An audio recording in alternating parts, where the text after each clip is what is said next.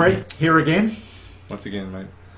Excellent. So look, in our last video that we produced, we looked at the design stage of the workflow process where you went through 6 different trend following models to give us diversified entry into trends, which all apply these golden rules of trend following to them.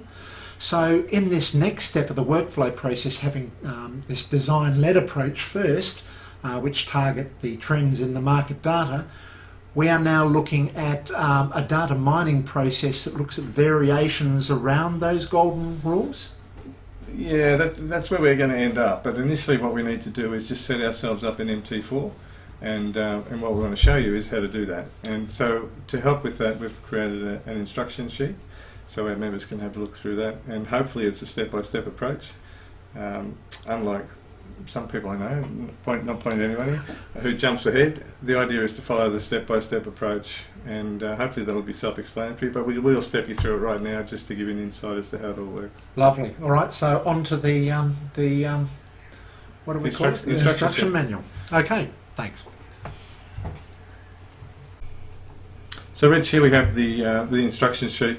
We're not going to read this word for word. I think it'd be much more informative to actually go and show you on MT4 how it all comes together. So here we are right now, so let's just jump across to MT4. Lovely. So just to be aware, the members, they need to follow that fairly closely, that instruction manual, because there's a lot of detail to those the setups and configurations of this process, and it's important that they read slowly and step by step.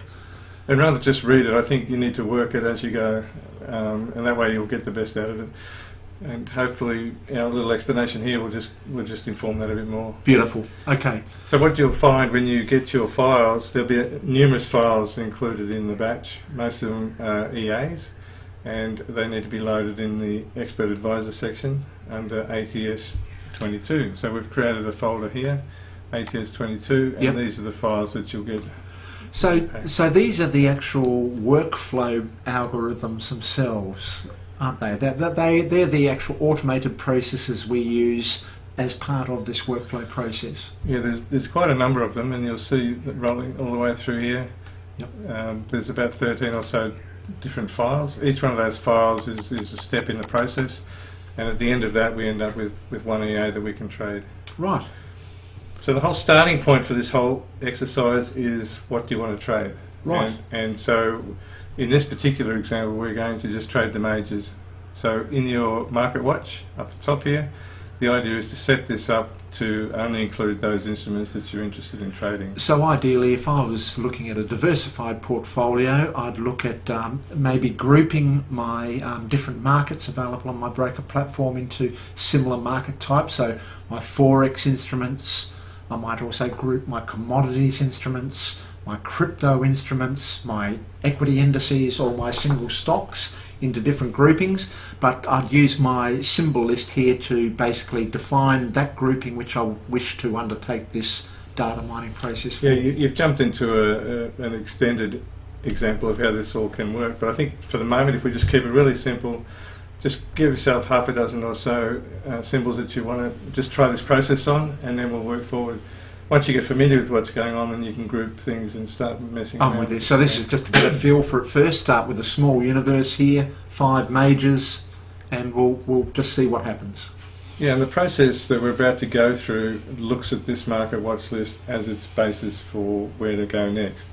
And so the very first step we're looking at here is to invoke this create profile EA. And we do this through MT4 strategy tester. So in the strategy tester, there's that file that we've just talked about. Yes. We're going to run that file. We can run on any pair, doesn't matter. So we don't need to be specific about what market, we can set any market. And it doesn't, pricing, models, date, time frame, nothing matters. All that matters is that EA. Okay. And then it'll pick up these symbols and throw them into the symbol list. I see, so we're only picking up that EA, all of the rest of the settings we don't worry about. How about the expert properties? Well, there's a couple of expert properties, but in order to run this one effectively, we really need to just have a quick dive across to this create symbols list EA, and we'll just load that up quickly just to show everyone what to look for there. And if we look at the expert properties of that particular EA, there's only one property, and that is the spread multiplier. So I think we've talked about it before, but we're looking to be a little conservative in what we're doing. And so we're looking at multiplying the current spread, and if you look at your symbol list again, you'll see the spread numbers are popping up here. Yes. 7, 6, 11. This spread multiplier takes that value from the market and doubles it. So the purposes of the testing is going to look at the current spread that's on the screen, and then whatever multiple you put in there, it'll apply that multiple to for your future testing processes. Correct. Now we're recommending 2. People can play with that as they like. That gives a bit of leeway for slippage and things, doesn't it? It does, but it's also important to note that when you run this particular exercise, you really should run it when the market's open, and not in times of high news or high impact events, because we're looking for average spread. We're not looking for extreme spread. So that just gives you a quick insight into what's going on there. Okay. So having set that up as 2, we go back to our create symbols list. Yep. And there are expert properties in here, and basically what you're looking for there is best described in our little chart here, where it's looking for the account login details, the password for the account, and the server that it's coming from. So whatever members, their specific broker account details and the password and the server, that needs to be entered there, so that then this process can run on their broker data. That's right, but the reason we put this in wasn't initially for anything other than to cater for your little expansion here, Richard, where you've got about 20 different Metatrader accounts, and by pointing it to the correct account, we can grab that correct market watch. Because what happens is when this runs, we actually run in DOS mode, and we're not running in MT4 mode. So the DOS opens and closes MT4 numerous times, and at some point it needs to look to see that it's in the right account. Yes, this is something I wasn't quite familiar with, Fred, but so Fred has this coding process that he's applied with a lot of these workflow processes occur outside of the Metatrader environment, but invoke the functions of the Metatrader environment. So it's what you call sort of a batch environment surrounding the Metatrader 4. Correct. Yeah. And by putting the account details in here, it actually goes to the same Metatrader every time and doesn't get confused as to some of the other accounts you might have open. Very nice. Okay. The other thing to note here is there is another option to run in portable mode. Now, this particular example on this sheet is set to true, but most people will be set to false. And if you don't know what portable mode is, set it to false. Yep. If you know what portable mode is, you'll know what it's all about. So when I do it, I set mine to false, but if you do run in portable mode, and that's why you set it to true. And that's probably beyond the scope of this conversation, but it's something to be aware of. And whoever's running in portable mode will know exactly what that's about. So coming back here then, it's just a simple matter of executing that EA. We've set it all up, the expert properties are running, and now it's just running through, and it's done. It's done its job. And basically what's happened here, if I can find the files, Rich, I don't know whether you can point me to those. So here we have our file structure, and you can see we're in the tester mode, and there's a file structure under tester which is called files, and within files there's another folder called ATS 22 symbol. Now that process that we've just done created that folder, didn't it? It did. It created the folder, and it created these files. And you can see here there's one file for each of those 5 majors. Yep. 6 majors, and a batch file. Yes. Now, if you're not familiar with batch files, MS-DOS in the old days before we had Windows was all done on a screen base using command lines, and the batch file allowed you to compile short little routines using command lines, and we've actually gone back to that to make this work. And so the way this works now is you need to rename this text file. You can see the extension. So of that file called bat.txt. Yep. We're going to delete that extension. Yep. And we're going to call it bat. Okay, so change the txt to bat. Yes. Now some people may not see the extension, and so you need to go through, and I think I've got it in here. There's a little note somewhere in here. In the view. Oh, okay. So if you can't see the extension, you can go to the view and then the file name extensions, and that'll allow you then to see that extension. Yes. So again, the instructions hopefully are helping people navigate through that. You get a warning from Windows saying if you change this, you're going to create some Okay, issues. so once you've changed the name from .txt extension to .bat, this comes up, this message. Do you want to accept that change? And it's just a double check on Windows, and the answer is yes, we want to accept that. So we've changed that. Yes. But what we now need to do is actually close MT4. So Metatrader has to be off for this next stage. Right, so totally close down Shut down Metatrader. Metatrader. Yes.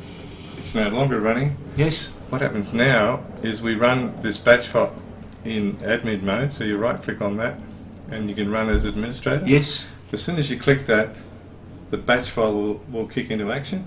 It will open MT4, it'll grab those individual text files one at a time, it'll open MT4, grab the symbol, grab the spread, multiply by 2 and write it into a spreadsheet for us. I see, so it's going to create a file of a symbols list with whatever multiplier we applied to our spread, and it's going to be continuously opening and closing Metatrader as it goes through this process each time it's creating a new symbol. Correct. So let's run this and see. Hopefully we'll be able to show this on screen. So there we go, we've gone blank. This message comes up, we go yes. We're going to accept that. And this little black window here is the DOS window. That reminds me of old DOS days, Fred. Yeah. So it's a command line, it's opened up MT4 in a command line mode. You can see down here it's running that second create symbols list. Yes. It's just done that already once and it'll keep doing that. But it's creating this symbols CSV file as it goes. I'm seeing that, and I'm also seeing some files disappearing. As it moves through the array of those majors, it'll rename the file, move them off, and do what it's got to do. So we just sit down and wait. This won't take very long, well not for 5 or 6, but I think you ran it for 40 odd, and it probably only ran it for a couple of minutes anyway, didn't That's right. That didn't take too long for a universe of 40 markets. Yep. And so we just got to be patient now while this rattles through. And this is why I can see now why we needed to add our account details and password for our broker platform, because it's re-accessing it each time it's opening and closing, so it needs to find that path. That's the only way it can pull the current spread from the information. This is interesting. So this is a very time-saving device in that when we're dealing with large portfolios of say 50, 60, 70 markets, we just need to define them on our symbols list, run this process, go and get a cup of coffee, and when we come back, Job's done. it's all done and your symbols list is created and your spread's defined. And this symbols list becomes our master plan for moving through the remaining phases. Each one of those symbols is being invoked through the next few phases. So, Okay, so that's now finished. Yes. So if we open up this symbols list CSV file, which is a spreadsheet effectively, we'll just grab a copy of that. It's on the other side there. We move it across, and here you can see there's a couple of things you can see. I forgot about this, Rich. It gives us, not only does it give us the symbol and the spread times 2, Yes. it also gives us an indication of how much data you've currently got on file. So what you're seeing here is for the Aussie, you've actually got daily data running all the way back to 1971. Yeah. So it's a lot of data. Yes. Whereas in the Swissy, we're only going back to 93. Yes. But even those dates, most people would be lucky to get back to 2010. So again, I see. So it's interrogating the history centre of my brokers platform to see what's the earliest range of data I've got. not the brokers platform, but the data that you've got available on your incarnation of MT4. I'm with you. All right. Well, that's great. So that's the first step of the process in basically creating our universe that we'll be then testing with our workflow processes down the track. Correct. So now we can. Well, we won't save that. We can effectively delete that batch file. We no longer need it, but we definitely need to hold on to the symbols list because, as we said, that's our master moving forward. Okay. Well, that's great, Fred. Well, that's a great bit of work, Fred, and it's the very first start of our workflow process. So in this video, we've looked at the very first start where we're defining our universe, which will be then further tested on using our data mining processes of our workflow. What would you like to mention here? Well, I'd be really keen for our members to try this first stage and see that they can actually generate that symbols list CSV file, because two things will happen. they'll probably, if they get all the way through it, then they'll probably be surprised at how little data they've got, as we've seen yours going back to 91, 71. Others will probably think, well, I need to get some more data, which will then open another conversation. But we have had some of our people run beta testing, and they've run into problems running that batch file. So depending on your PC, I'm not sure how it's going to run on a Mac under Windows emulation. I don't know how any of that works. So if we run into problems there, we need to work our way through it. So encourage people to try it, and even let us know on the forum whether they've been successful or not to create that seamlessly. All right, so what we'll do now for our members on our forum is we're going to load these videos onto our forum, and for this I'll only be loading the particular EAs that we discuss in each of these video series, so people don't jump ahead. Yep. And make sure that we test each of these steps in the process in a sequential manner as we go through these videos. So I'll load up these EAs, these algorithms, the first stage algorithms, the two that we discussed in here, and the instruction manual. But I'll have to load it up on a zip file, because on our forum we can only accept zip files when we have executable files that we're dealing with. So it'll be a zip file to our forum members, which they've just got to extract these EAs and then load it onto their Metatrader platform in the experts directory of Metatrader. But follow the instructions closely. And if there's something in the instructions that don't make sense, let us know that too, and we can update the instructions. We want to make it simple and understandable for everybody. Super, Fred. All right, well, that's great. That's a great start. So in our next video episode, it's where we commence the data mining variations around those golden rules using that universe that we've selected. And that'll take some time, so it'll be interesting to see how we go. All right, looking forward to catching up with you all again. Stay tuned, and thanks for listening. See you guys.